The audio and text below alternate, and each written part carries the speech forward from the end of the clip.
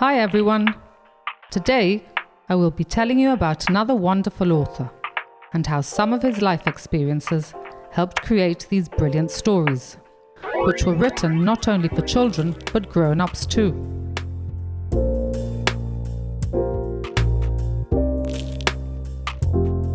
Clive Staples Lewis, known as Jack to his family and friends, was born on the 29th of November in Belfast, Ireland.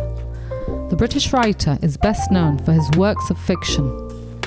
Some of you will know that he is the author to the Chronicles of Narnia, a series of books describing the conflicts between good and evil that occur in the kingdom of Narnia and is unified by Aslan, a noble lion. When he was a little boy growing up in Ireland, he loved reading books like The Tale of the Squirrel Nutkin by Beatrix Potter, The March Hare by Lewis Carroll, and he loved reading books on mythology. He and his brother Warren, who he was very close to throughout his life, created a fantasy world in a room at the end of an upstairs corridor in their home called the Little End Room. During the Second World War, Jack, now an adult, took in a number of children who had been evacuated from their homes due to Nazi air raids in London.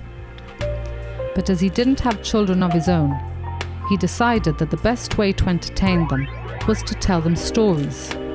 And it is here that he starts getting his ideas for his second book, The Lion, the Witch and the Wardrobe, where 4 children, 2 girls and 2 boys, are evacuated from their home, separated from their parents, and sent to live with a strange old professor who is also based on Jack's teacher when he was a young boy.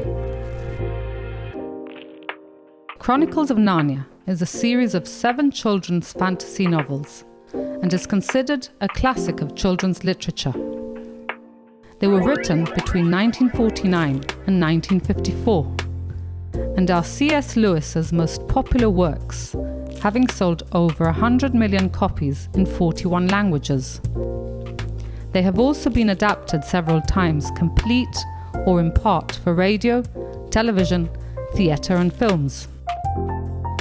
Many of the characters are based on his childhood days and times in his fantasy world, where he created his own animal land, and the land of Narnia soon developed its own history, geography, myths, legends and prophecies.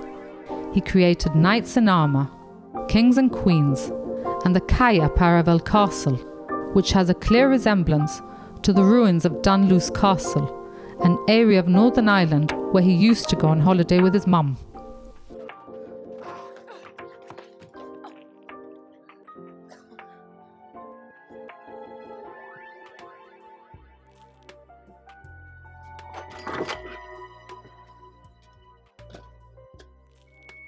Oh, there you are. What are you all doing in the wardrobe? You wouldn't believe us if we told you so.